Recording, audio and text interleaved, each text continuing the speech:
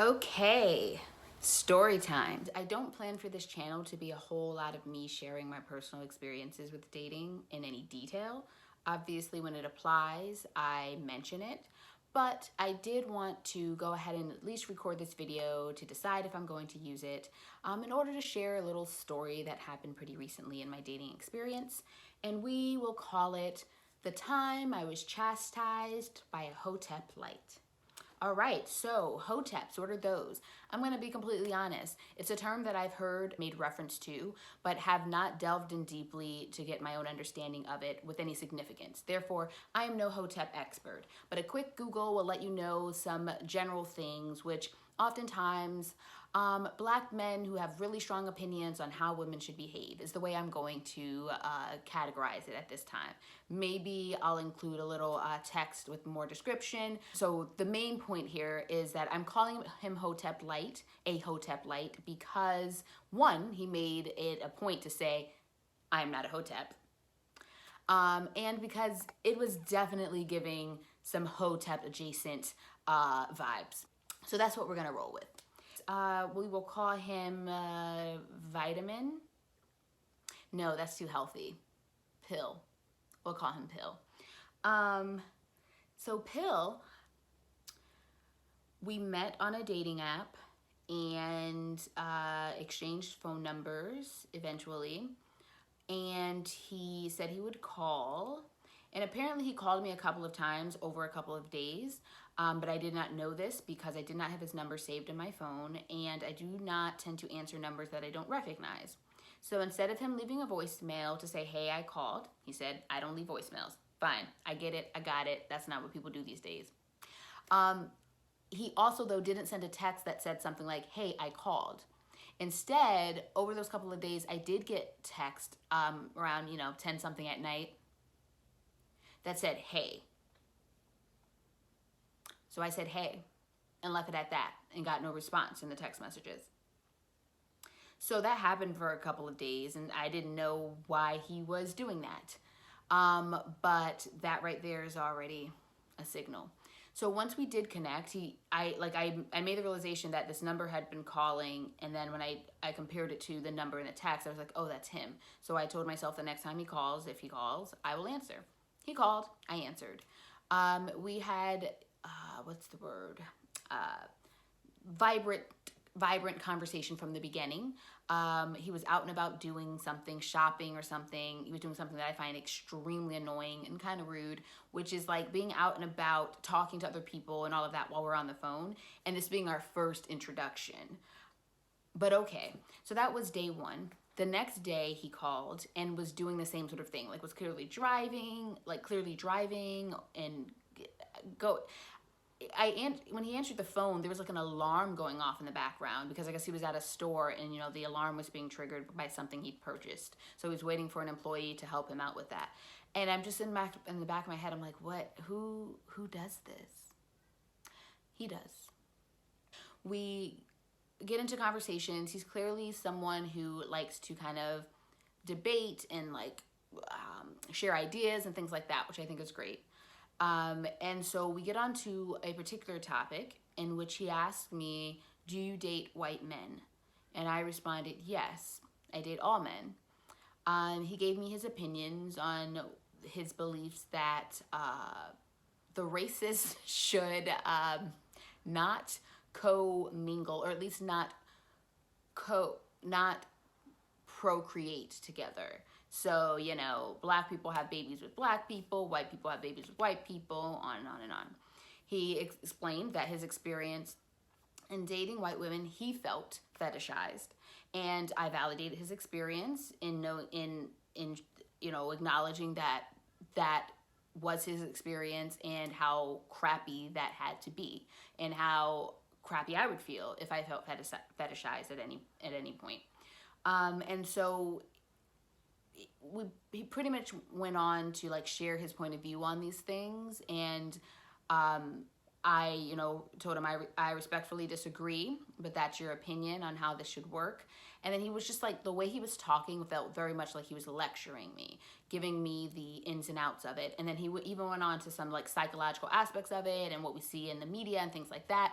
And so by that point, as he went on and on and on with his presentation, by the time it was finished, I made a snarky comment such as, thank you for the psychology lesson. The context of that is he knows that I am a therapist and I have a psychology background, so he did not take that well and said something like, you don't have to be condescending or something like that. And I agreed. I was like, yep, correct. Not the nicest way to present myself, but also it has felt like you've been lecturing at me for all of this time. And I thought, and then he said something like, no, we're not, I wasn't lecturing, we're having a discussion. And I said, oh, well, if we're having a discussion, that's a discourse between two people. And it's important how we present ourselves to one another in order for it to feel like a productive and effective, enjoyable discussion. And he said something like, no, that doesn't matter. So he dismissed my perspective and my point of view and what I was sharing with him around how he was interacting with me and how he was coming across. So then as we started talking a little bit more, I definitely started getting more elevated and was like, yeah, okay, I don't agree, and that's fine. We don't need to agree. That's not my issue. But the way that you are conducting yourself is my issue. And ultimately he said to me something like, oh, you're starting to sound like a mother right now. And so you're going to need to like fix your tone or something like that.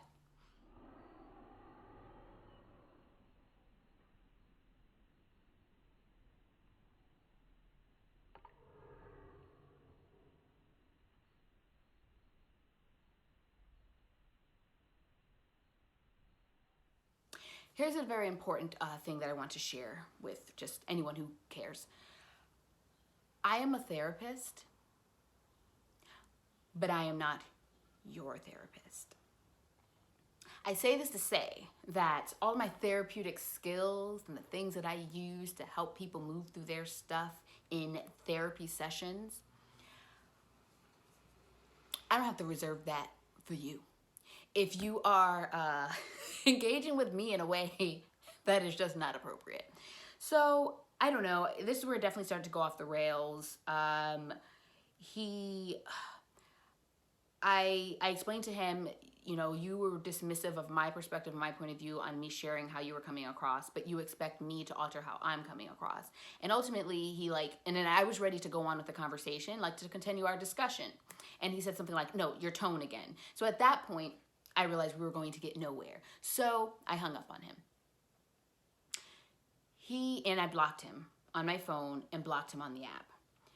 And him being a persistent toxic, he did whatever hacks the kids are doing these days to get through the block and just text me anyway. And I initially was not going to respond, like, what's the point? But I did just want to give him a little note, a little feedback on his approach, and explained ultimately to him that him dismissing how he was coming across, him dismissing my explanation to him how he was coming across, but yet expecting me to adjust how I was coming across, gave me the impression that he lacked the ability to kind of really show reciprocity in a relationship. And that, that wasn't cool for me. But I was like, wish you well. Peace.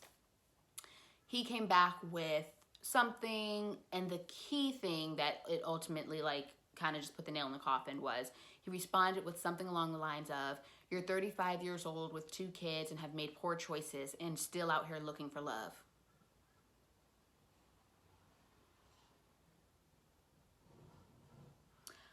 Do you know who I am? In the words of Anna Delvey.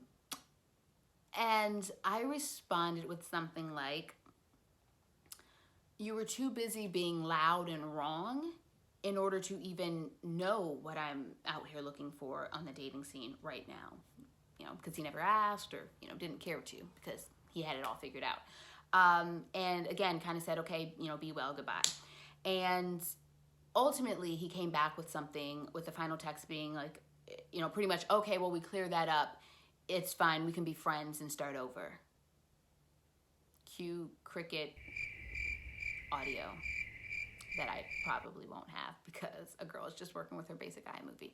But yeah, no, and that's all he did get was crickets. I never responded at all, ever, in any other way. Because why? So that was that fun little experience that I found pretty funny, actually, but my sense of humor is questionable. I just wanted to share that little story. For anyone out there dealing with such a situation, don't hesitate to just end it and cut it off. And I want to be clear because he and I had a conversation previously about people ghosting, and I do not approve of ghosting. I don't think it's a way to conduct oneself. So the whole thing of me like hanging up and like blocking him, it's not the way that I generally conduct things, but it definitely had gotten to a point where it was clear we were going to get nowhere, and I had no interest in arguing.